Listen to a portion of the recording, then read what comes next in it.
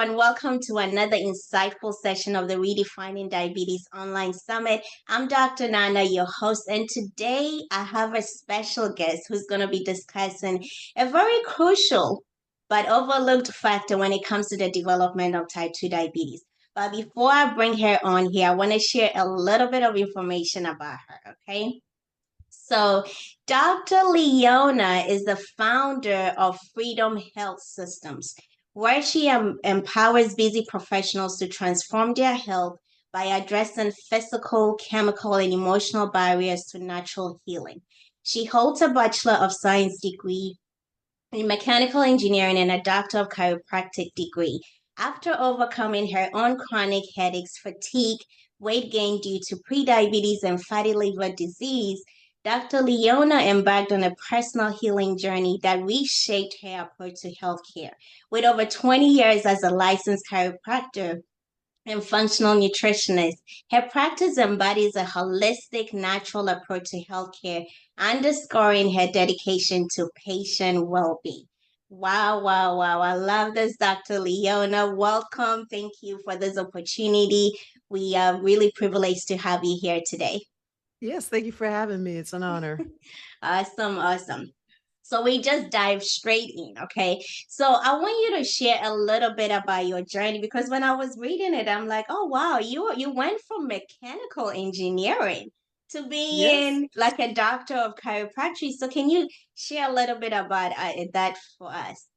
Oh, goodness. Yeah. I mean, I knew like then, it started like at 8. I knew I was interested in health at a very young age, but I Yeah. got distracted and all these things and roads led me to being an engineer. And after being an engineer for 4 years, I was like, Mhm. ah, this ain't for me. This is I not was like, can I do it. this for another 25 years? No. So I decided I got to do something. Hmm. And then long story short, I decided to become I go back to school to be a chiropractor because I was in an auto accident. I went to a chiropractor. He was amazing. He was also an herbalist. He did a Hmm. lot of holistic healing. I was like, I like this. I can do that. So I created or started the journey to become a chiropractor. So I was in Yeah. Detroit at the time. I moved to Atlanta, restarted a new career, and just Hmm. learned a lot. I loved it because a lot of people don't realize in chiropractic school, we also learn a lot of nutrition and physiology and Hmm. anatomy. Oh And yeah. that's just where my heart always was since I was a child. I always loved Hmm. how the human body worked, but I didn't know Hmm. where it would lead me until later in life. And fast forward again, I opened my practice in Yeah. 2001, and I've been in practice ever since. It's been over 20 years, Mm. and I'm just glad I made that decision back in 1996. Oh wow, lovely, lovely. I love that. So, you had mentioned that you had pre-diabetes and that led you to having chronic fatigue, headaches, and other Yeah. stuff. Can you also explain, walk us through your journey? Tell us more Yeah. about this. Well, that actually happened after I graduated from chiropractic Mm-hmm. school, opened the practice, had the Yeah. degrees, got married, had a couple kids. So that happened later. So I'm thankful I took the path that I did because the knowledge that I gained prepared me for what was to happen Mm-hmm. at 36 after I had my first child. So that's when it was revealed that it was Yeah. called gestational diabetes, but I knew Mm-hmm. better. Mm-hmm. Okay, because they're Exactly, like, right? oh, it'll go away after you had the kid. So, then I went through that, and then I had the Mm-hmm. second kid, and I was still healing, but I couldn't do a lot of it because I was nursing and all these Mm-hmm. different things. But I knew that gestational diabetes was a sign that something was off with my body. So I Exactly. started working on it with my second child, but I Mm-hmm. really got into it after the birth of my first child. And I really got into it after the birth of my second child, who I had at 40. So, because I thought in my mindset, I knew it was diet, I knew it was Mm-hmm. stress, I was just trying to get everything in balance, but something was missing. It was beyond diet and exercise and a handful of supplements every day. So it made Mm-hmm. me go in deeper, like, how did I get diabetes in the first place? I eat better than Exactly. most. I wasn't eating fast food. And I thought that if I just got back on track, after nursing, I'd be okay. Mhm. nope. It got better, but it just wasn't It enough. wasn't entirely gone. Yeah. Yes. And Wow. then, yeah, so I could go on and on. You gotta go ahead. So Yeah. You can stop given me. your no, you're fine. So given your experience and your expertise, there's a lot that is missing. That it's more than just a blood sugar problem, right? Yes. So with your experience and expertise, what do you think is missing in our current healthcare system when it comes to the diabetes and even metabolic health Yeah. conditions, pretty much? Yeah, with metabolic, first I want to start with saying when a lot of people get diabetes, they think it's the sugar and the candy, the obvious Hmm. sweets. Yeah. But for me, I was diabetic and I wasn't eating like that. I was Mhm. eating bananas and fruit. And I'm like, what's going on? you know? So I had to go deeper. So Yeah. I know a lot of people are frustrated. They changed their diet. But for me, it was like, okay, it is something going on with my metabolism. There is something going on. And people are like saying, oh, you're over 40, you're over 30. Mhm. That's the problem. So as I started to research and go deeper, that's when I ran into cellular health, cellular Mhm. inflammation, and actually going deeper. I mean, I knew about metabolism and mitochondria and all that, but I looked at it differently because I wanted to heal. So when I started understanding how the cell functions, how Mhm. insulin functions, how glucose metabolism operates, then that was like, that's what I need to fix. So probably the first Mhm. 30 years of my life, it was being destroyed or it had been destroyed. And I just had to fix that all over again. So I went Mhm. way beyond not eating, you know, starches or something. I had to go Yeah. deeper Yeah. than that. Mhm. So I love what you just shared because that just did something to my mind. So let's go back a little bit. You had mentioned that you weren't even, or they actually said you had gestational diabetes, right? Mhm. So as we know, a lot of people, we hear the term silent, it's a silent condition, Mhm. right? And it also, a lot of people don't often even realize that it can be progressive over time. So Yes. given that, why do we usually call it silent condition? And what do people need to be paying attention to before we even get into the good stuff? Let's just talk about that for a second. I love that question. The thing is, when before a lot of times diabetics get attention after they're diagnosed with diabetes. The Mhm. problem because it's silent is because we could be pre-diabetic and sometimes I'll say pre-diabetic for decades Mhm. before it's even addressed. So by the time you've been diagnosed, you've already had that metabolic dysfunction Exactly. 10, 20 years before that. So now looking back, my illness didn't start at 36. The gestational Mhm. diabetes didn't start after I got pregnant. It started in my 20s because I remember dealing with hypoglycemia, fatigue, always wanting to eat all the time, bloating, Headaches. yeah, Yep. constipation, headaches, trouble sleeping, skin conditions. Yep. All that was starting when I was in college. So, when they were when you're told you're hypoglycemic, now I understand that's like an early stage of that's Mhm. Mhm. pre-diabetes. So I Mhm. constantly had to eat. That's what they tell you. Eat constantly, snack all the time, and that's Mm. what set me up. So it Oh, what? started Yeah. way before then. It was just that Mm. pregnancy, that extra stress, and that you're it's just how your body is. You add another Mhm. responsibility, and the body's like, really? So that's when it showed itself. And I'm thankful Yeah. it did because I probably would have just gone through life having Exactly, no without idea. even knowing. Yeah. So Hmm. it definitely, sometimes some people have some symptoms, sometimes they don't. So you definitely need to really check earlier. And that's something that the Yes. doctors don't often do, which is not testing fasting insulin, right? So Yes. if the fasting insulin is done, it can definitely help you a lot.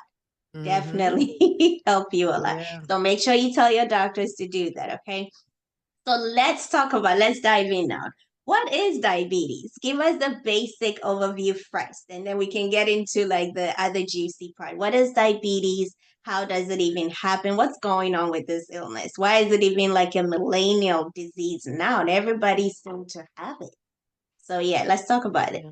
My definition, the way I like to explain it to my clients, is, I'm in the South, so they like to call it sugar diabetes. So they think it's just sugar in the blood, Sugar. but Mm-hmm. it's not just that. The way I like to explain it is it's the body's inability to metabolize glucose because just you could stop me if I get, geek alert. Just stop me if I get too geeky here.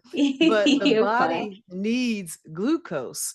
That's how it converts into energy, period. So Mm-hmm. everything the body eats is its responsibility is convert to glucose. The proteins, the fats, the carbs, it's all eventually going to be converted to glucose.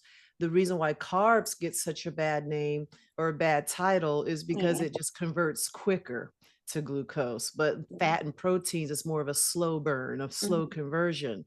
So it's a metabolic process, period. It's normal, it's healthy, the body needs glucose.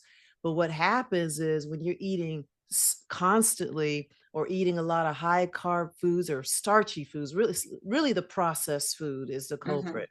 Yeah. But what happens is when the body is broken down by the processed food, the other foods kind of get in the mix as well. Okay. Mm-hmm.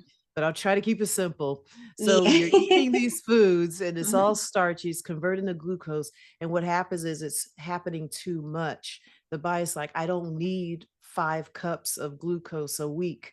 Because I say 5 cups because that's how much the average American in this country eats. They eat about 5 cups of glucose or sugar per day, and the body has to process that. So if you're doing that and you're having bread and you're having pasta and you're having, soft drinks, the body gets overwhelmed. So that whole metabolic process shuts down. So that's what diabetes is. So Mm-hmm. if it shows up in the blood, it's usually, the doctor diagnoses you and you got a high A1C, they'll call it diabetes. Mm-hmm. But if it happens anywhere else, I believe there is a relation between diabetes and high Mm-hmm. blood pressure, diabetes and obesity, Yeah. because that whole system has been broken down. Mm-hmm. Mm-hmm. So a lot of people are familiar with insulin resistance. So let's Yes. talk about that and let's kind of segue ourselves into the what is cellular? Because I heard you mention something about Yeah. cellular healing. So let's talk about that. Share with us what insulin resistance is, how it happens, and all that good stuff. And let's just talk about how diabetes is related to cellular problems as well. Okay. Yeah, because with our cell, we have a cellular membrane. Okay. So, like a lipid bilayer made of fat and cholesterol, Mm-hmm. okay. And outside that cell membrane, there's receptors, just to keep it simple. And the receptor is like, okay, there's that insulin receptor that brings the glucose into the cell to produce energy. Mm-hmm. So, when it has what it needs, it's working fine. But Mm-hmm. when the body is overwhelmed, it gets too much glucose, the insulin has to compensate. It's like, oh my goodness, okay, the glucose is here. Mm-hmm. It has to overcompensate to bring it down. So that's what the Mm-hmm. body's trying to do on a regular basis. But again, when it's getting too much, the body's like, oh, again, this is, I'm not supposed to secrete this much insulin, but it keeps doing that. But eventually it shuts down. That's what insulin resistance is, where the Mm-hmm. insulin can no longer bring glucose into the cell. So if Mm-hmm. it can't bring it into the cell, guess where it is? It's in the blood. So the Mm-hmm. doctor does the blood work, you see elevated glucose, then they say, oh, you have diabetes. But that system, the body's always trying to save you and protect you and keep you in balance. But if Mm-hmm. you keep stressing that system, year after year, it does eventually break down. So that's why it's progressive. You don't just Mm-hmm. wake up with diabetes. It's just the Yep. body has been going through that for so long that it Mm-hmm. finally shuts down. So as Mm-hmm. you heal, it's about healing that whole process that happens in the cell. And I think it's fascinating. Definitely is. So, will you say that diabetes is just a high blood sugar issue? It's not just a high blood sugar issue. Mm-hmm. It is systemic Yeah. because insulin is inflammatory. It's a fat storing hormone. It Mm-hmm. destroys the nerves. It destroys the blood vessel Mm-hmm. when it's elevated and chronically elevated. Because again, we need insulin. But the thing is, when the system shuts down and you have chronic elevated insulin, then eventually the body just it stresses everything out, the nerves. That's why Mhm, chronic diabetics, they mhm. have nerve issues, kidney issues, problems with Yeah. eyesight, brain function. It affects everything. Hmm. Yeah, so I always say that, diabetes is a fundamental, it's a cellular problem. It's a cellular Yes. problem. And when you look at the cells make up the organs make up Hmm. the organ system, and the organ system make up the human being. So if the Right. human being is not feeling right, then we got to go back to the cell because there's something wrong with the cell. So that is Yep. what needs to be fixed. Right. Right. So we always have to go back to the cell. So diabetes is not just a high blood sugar problem, like Dr. Leona said, it's more inflammatory. All right. So talk Yes. to us about chronic inflammation, because a lot of people, when they hear inflammation, Yeah. they're like, oh, okay, it's that swelling, it's that Right. pain. So talk to us about chronic inflammation and how that actually contributes to insulin resistance and then eventually development of type 2 diabetes as well. Yeah, because when our bodies are functioning properly, acute Hmm. inflammation is needed. So it seems like if we understand what's normal, then we Hmm. won't make a normal process abnormal because our sicknesses is based on the body's normal process is not functioning the way it should. So normally inflammation is healthy. If you get exposed by Hmm. bacteria or a virus or an injury, Hmm. inflammation is going to increase to help heal that area. It Mhm, becomes chronic when the healing is not happening. So, what happens is when people are dealing with that chronic inflammation, we get the headaches, we get the hair falling out, or all these symptoms, and we're busy chasing symptoms, but not really understanding that the problem is happening at the cellular level. mhm, So, that's what we need to understand. That's what chronic inflammation is. So people may not think, am I chronically inflamed? But yeah, if you're dealing with a lot of the symptoms, being overweight is a sign of inflammation. High blood pressure. A lot of people get high blood pressure, diagnosed with high blood pressure before they get diagnosed with diabetes. yeah, That is also a sign of chronic inflammation because you didn't get mhm, high blood pressure overnight. mhm, Memory issues, blurred vision, mhm, problems with digestion, any malfunction of the body or the body just not operating the way it should is mhm. a sign of chronic inflammation. But instead of us saying, you know what, I'm chronically inflamed, let me do something about this, we're focusing on treating the symptoms. The And it symptoms, could be exactly. medically and even herbally. Some alternative doctors still have that mindset where it's like, okay, Mhm. just do some ginseng or something like that and keep it moving. You still have Yeah. to go back to the health of the cell. Hmm. So when you were talking, I heard you mention sugar, which is definitely one of the causes of chronic inflammation. What are some of the other factors or that contribute to chronic inflammation? Yeah, definitely sugar, especially Hmm. processed sugar is one, processed foods. And then there's toxicity because not only do we have to worry about That's a sugar, we good have to one. worry Yeah. about all the red number 40s and all the chemicals and all the flavorings and Hmm. everything that's in our food. Food has become non-food. So again, that stresses out the body. The purpose of eating is to get the proteins, carbs, fats, vitamins, and minerals that we need. But instead, we're eating a lot of non-foods that again breaks down the cell as well. So you might not eat sugar at all, but if you're eating calorie, sugar-free, this and that, that can also destroy the cell that lead to diabetic type symptoms because everything is happening at the cellular level. And then that's toxicity and also emotional stress can also affect it because people are stressed and that secretes like cortisol, and these are Hmm. inflammatory hormones as well. And again, inflammation affects the cell. So everything revolves around what is affecting the cell, because So, what affects the cell affects the function of the cell, which affects the function of the exactly. tissue, which affects the function of the organ, which Organs, affects, yeah. there we go. Yeah. Yes, it's like it keeps going. Keeps going. Yep. Cells, tissue, organs, organ system, Yep. human being. Yeah. So we talked about sugar, we talked about stress, we talked about toxicity as well. So given that we cannot decrease, like we can reduce the how we are exposed to toxins, right? What are some strategies that you can share with us or share with the audience how we can reduce inflammation, because we definitely can get rid of it. It's our defense mechanism, right? Hmm. So how can we reduce it, and also how can we help this or start even having the cellular healing taking place? Where should we start from, Dr. Leona? Help us It's out here. I know the question of the day.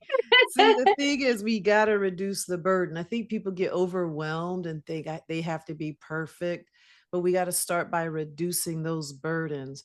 And the first one is, to avoid a lot of these processed chemical laden foods in your body. Mm-hmm, So, I wish I had like some pen and paper, but it's like mm-hmm, we have all these toxins going in our bodies, but we don't have a system to eliminate it. We're eating all these foods, but not thinking mm-hmm. about how the body has to process it. So we have to do the best we can, because unfortunately, we are in a toxic world Yeah. and we have to make better choices. Mm-hmm, So for beginners, really start with eating whole foods and and start to eliminate a lot of those foods that we are exposed to, like the sugars and the sweets and all that mm-hmm, stuff. We got to start somewhere. And mm-hmm, what I like to tell clients is at least start the day off. I mean, there's so many strategies and things that work, but not to just overwhelm your listeners. I just want people to understand that just start somewhere. Maybe just start with breakfast and not mm-hmm, eat these high sugary cereals, because some people are waking up because we fast when we're sleeping, and then mm-hmm, the first thing you eat is a donut and coffee, and that mm-hmm. shocks the body, and then you Yeah. just giving your body that stress already. You're just getting out of bed and boom, you giving your body all that glucose, Yeah. and already Yeah. here we go, and it's handling that all day, Mm-hmm, from lunch to breakfast to dinner mm-hmm. to snack. And then another strategy is eliminate snacks, because people aren't snacking on cucumbers. People aren't snacking on, a salad. People are Yeah. snacking on the wrong things. So I usually say, avoid snacking or start to reduce your snacking. And then over time, you'll start to feel better. And then your body will you'll start to listen to your body more. You'll start to realize, man, when I eat that after lunch, I'm tired. Start to, and people don't understand why they're tired after lunch. They Mm-hmm, spiked up their insulin, because that's what happens. If you are not diagnosed with diabetes, but you start to feel tired after you eat, that's mm-hmm. a sign that this process is starting to happen. So pay You gotta attention to raise how an you feel. eyebrow, right? We gotta be Yes. like that. Right. So you got to Yeah. know, if you start to eat, and you're supposed to feel more energized. The purpose of eating is for energy. So if you Mm-hmm. feel more energized, you did good. Pay attention to how you feel You after do. you eat. Yeah. So I'm not like, oh, be plant-based. Oh, no, listen to your body and then go from there and build from there. So that's like the first place to really start. First, be in tune with your body and how you feel, and stop eating these high sugary non-foods that are Mm-hmm. out there, and start to Mm-hmm. incorporate more of the whole foods. Yeah. So you mentioned not eating donuts, not eating all the sugary foods. So let's say I have diabetes and I want to start. I'm gonna start just breakfast because I don't want to deal with lunch and dinner. What is a typical, I know it's a general advice, but what is a typical breakfast that you recommend? Is it like more so like a savory kind of breakfast, or like give us an example? An example of breakfast, I try to Mm-hmm, tell people to avoid like the simple starches and carbs that convert to glucose the quickest. Because mm-hmm, again, with diabetes, the problem is we already have the glucose we need. mm-hmm, So, rule number one, I ask the question, are you hungry when you wake up? And if mm-hmm, they're not hungry, because breakfast, they think, okay, breakfast is at 8, lunch is at 12. So I just say, don't worry about that. Are you hungry when you wake up? So if mm-hmm, they're like, no, I'm not. Okay, then delay. Because if I say no breakfast, what no breakfast? Maybe delay the breakfast and eat later. All right. First of all, that, because we need to learn to eat when we're hungry. People don't do that. They eat because it's a certain time of day. Mhm. So say it's 9, instead of eating at 6, 7 in the morning, they start to eat at 9, 10 o'clock. Okay. So, just things that convert the glucose a lot slower. You want more of a slow burn. So I would say some of my favorites are eggs, because Mhm. a lot of foods we're told not to eat. Depends on who you're talking to. Talking to, yeah, So it depends exactly. on who you're talking to. So things Yeah. that don't convert to glucose as quickly as a donut or Fruit Loops or something like that. And then we got to think out the box. You can have soup for breakfast. Some people Yeah. think, oh, what do I eat for breakfast? They think it's toast and pancakes. You can That's the have American soup. way of breakfast. Right, right. A smoothie, Yeah. just have like some coconut milk and, just something like that. Have a salad. So we Hmm. got to think, just eat something that's not so carby, not so sugary, and start from there. So we got to Hmm. learn to think out the box as well.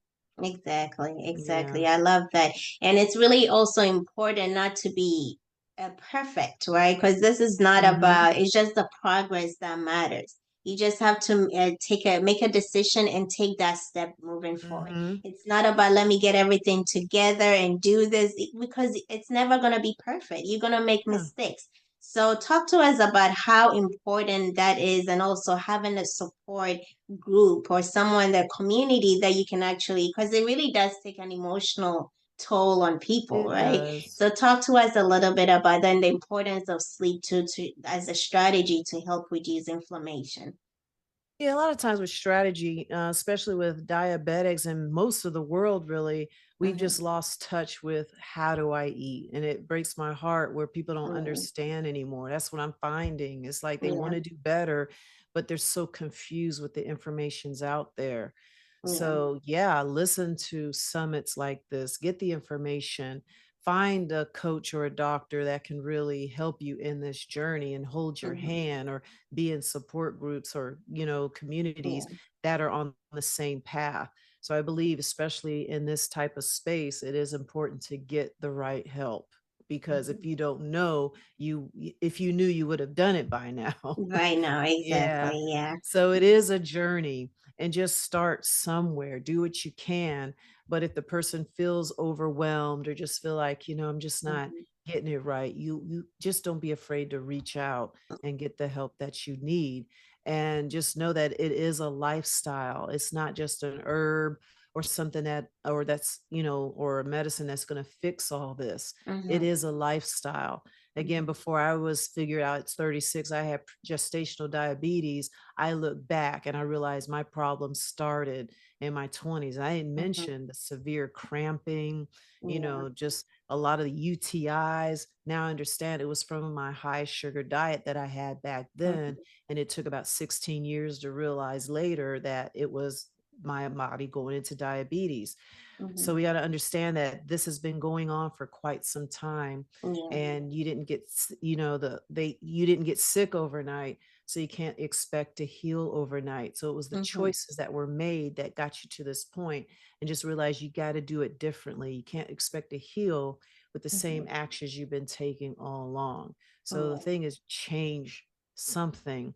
And what happens is that gives you the energy to go to that next step and that next step. And then you realize, man, since I stopped drinking soft drinks, I Things can are getting sleep better. now. Right.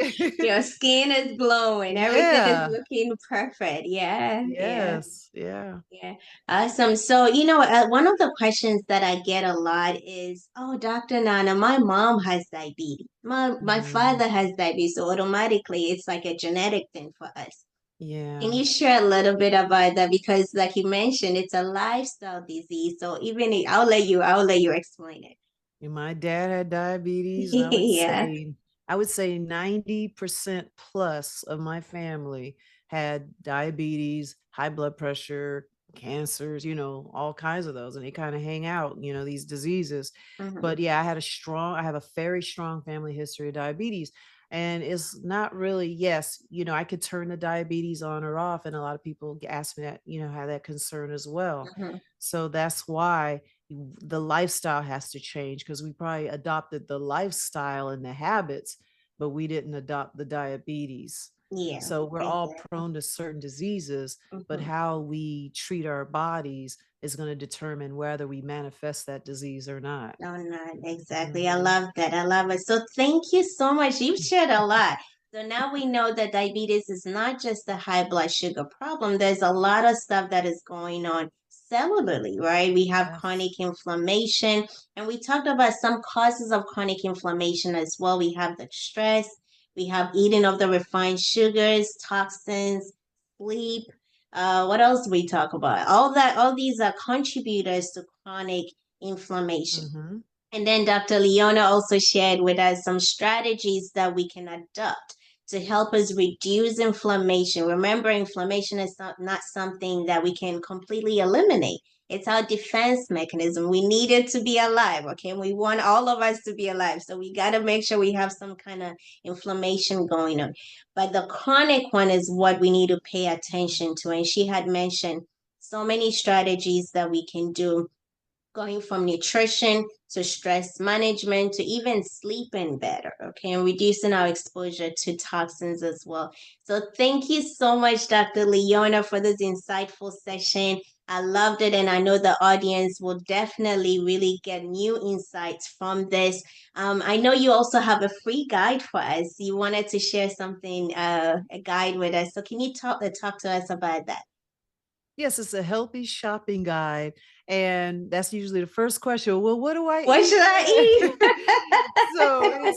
it's a start for people to just start to see the Yeah, list. It's pretty exactly. comprehensive, so people can understand that our food does matter, and it's a Mm-hmm. good starting point on the anti-inflammatory foods that Mm-hmm. actually help heal the body. Because we got to think of this as healing from the inside out, where all the Mm-hmm. sugar, all those are external symptoms, but this guide is a start to help them heal from the inside. Exactly. And while you're eating the food and choosing the right list from the guide that Dr. Leona will share, also make sure that you're paying attention or you're actually talking to someone to figure out what is actually causing your diabetes, because the root Mhm. cause is important. But sometimes we can do all the other stuff, but if we're not really going back to the root problem, we're still going to have this progressing over time. So it's really important for us to understand that as well. So thank you again for, for coming on here and sharing your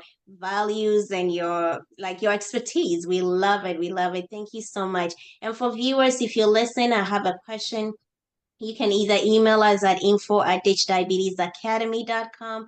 If we can answer it for you, we will definitely give the questions to Dr. Leona and we'll get it figured out for you. We are here to support your journey, so don't hesitate to email us with any questions. This is for you, so please make sure you enjoy this series, and we have other insightful sessions lined up for you as well. So until next time, we'll see you later. Bye.